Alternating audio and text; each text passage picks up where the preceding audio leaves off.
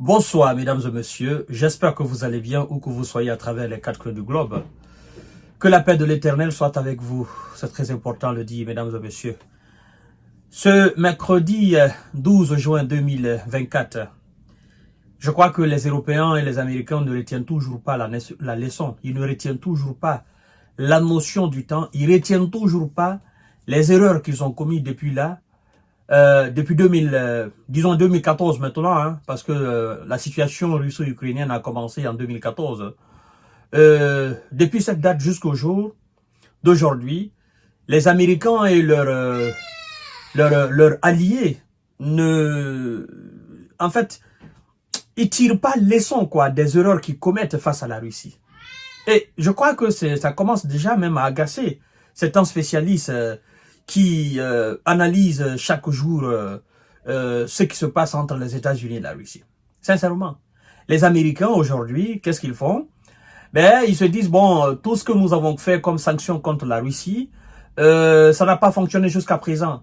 Et donc, nous allons encore, voilà, sortir de nos tiroirs une nouvelle salve de sanctions visant cette fois-ci vraiment à mettre la Russie à genoux. Vous savez, ce qui est pathétique dans tout ça, mesdames et messieurs, c'est que à chaque fois qu'ils prennent une nouvelle salve de sanctions, ils disent cette fois-ci, c'est la meilleure.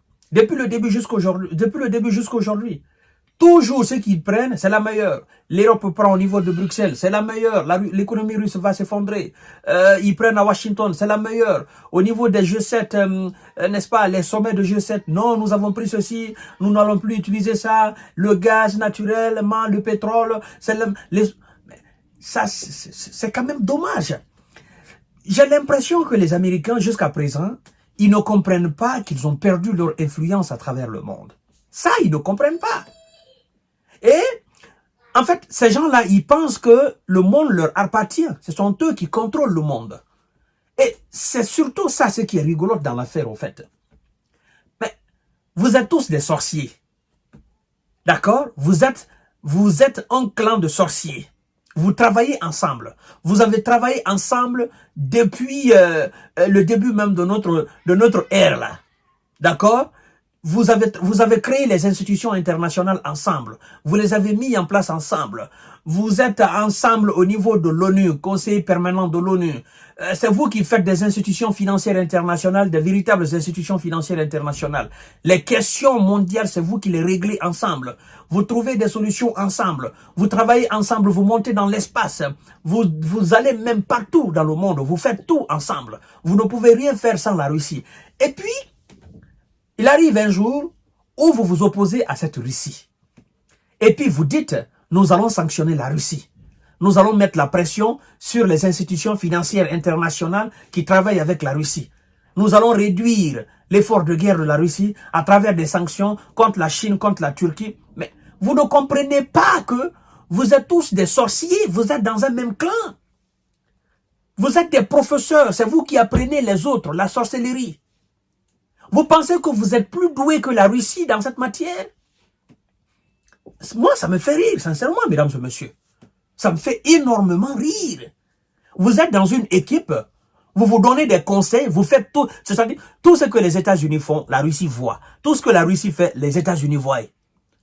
Comment les États-Unis peuvent annoncer au monde qu'ils vont sanctionner la Russie et puis le monde va croire à cela? Mais ne prenez pas des gens comme des bêtes. Soyez quand même sérieux quand vous parlez. Le monde vous regarde. Moi, sincèrement, moi, ça me fait rire, mesdames et messieurs. On vous a dit, les sanctions n'ont jamais fait leur preuve contre un quelconque pays dans ce monde-là. Vous avez sanctionné la Corée du Nord. La Corée du Nord n'est d'ailleurs devenue une puissance nucléaire qu'avec les sanctions américaines. La Corée du Nord n'est devenue un pays puissant, influent, un pays qui fait peur que c'est avec les sanctions américaines. Vous avez sanctionné la Libye. Nous avons vu la Libye de Kadhafi. Maman. Mais tous ces pays-là, ce sont des petits pays. Il n'y a pas de comparaison entre la Libye et la Russie. Il n'y a pas de comparaison entre la Corée du Nord et la Russie. Il n'y a pas de comparaison entre la Chine et la Russie. C'est vous. Vous êtes même chose avec les Russes. Et Et puis c'est vous qui voulez sanctionner la Russie. C'est vous qui voulez mettre la Russie à genoux. Bon, nous allons voir ensemble, mesdames et messieurs, ce qu'ils ont appelé nouvelle salve de sanctions contre la Russie. Mesdames et messieurs, partagez la vidéo dans tous les groupes possibles. Abonnez-vous sur cette page, n'est-ce pas? Abonnez-vous sur ma chaîne YouTube, Kanté J Visionnaire le vrai. Et puis voilà, mesdames et messieurs, ça me fait énormément rire, hein, sincèrement. Oui, si vous ne le savez pas, les Américains l'ont fait aujourd'hui. Et je crois d'ailleurs la Russie a répondu. Nous allons faire une émission très intéressante là-dessus. C'est très important. Voilà. Parce que ces gens-là, ils pensent que le monde les appartient. Écoutez-moi.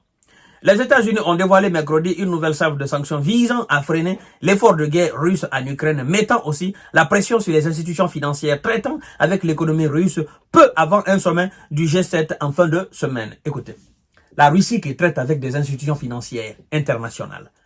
Mais c'est vous qui avez mis ensemble avec la Russie ces institutions financières internationales se placent. Comment vous pouvez mettre une pression sur les institutions financières, les mêmes institutions financières internationales sur la Russie? Non, genre, vous traitez avec l'économie russe, vous devez... Non, mais vous êtes qui? Ces institutions financières-là, ça ne vous appartient pas tout seul. Ça n'a pas été créé derrière la Russie. La Russie n'était pas endormie pour que vous les créiez. Il a fallu l'approbation de la Russie pour que ces institutions aient jour. Alors, comment vous pouvez mettre une pression sur ces institutions contre la Russie? Mais c'est un non-événement. Ça me fait... C'est un non-événement. Vous ne savez pas qu'en mettant la pression sur ces institutions, vous les décrédibilisez, vous décrédibilisez même ces institutions financières. C'est ça, au fait. Et donc, si ces institutions financières venaient à obéir à vos injonctions, vous les décrédibilisez. Et vous donnez plus de force à la Russie, à la version de la Russie selon laquelle, voilà, toutes ces institutions sont menacées, toutes ces institutions sont sous le poids des Occidentaux. Vous donnez, n'est-ce pas, le poids à la Russie, qui est dans une création d'un monde multipolaire. Parce que la Russie dit, ben écoutez, il faut qu'on crée un monde où tout le monde aura sa chance. Donc, quand vous vous annoncez comme ça, nous mettons la pression sur les institutions financières internationales. Nous autres, on se dit quoi? On se dit, ah, donc, ces institutions financières, on peut les mettre la pression? Ah, ok. Nous, on ne savait pas. On pensait que ces institutions financières internationales étaient intouchables, étaient impartiales, et ne pouvaient pas obéir aux injonctions de qui que ce soit. Mais s'il y a une entité dans ce monde qui peut mettre une pression sur une institution internationale contre la Russie, alors ça veut dire que les institutions internationales appartiennent aux Occidentaux, appartiennent aux États-Unis, et ce sont eux qui les contrôlent. C'est ce que nous autres, nous allons nous dire.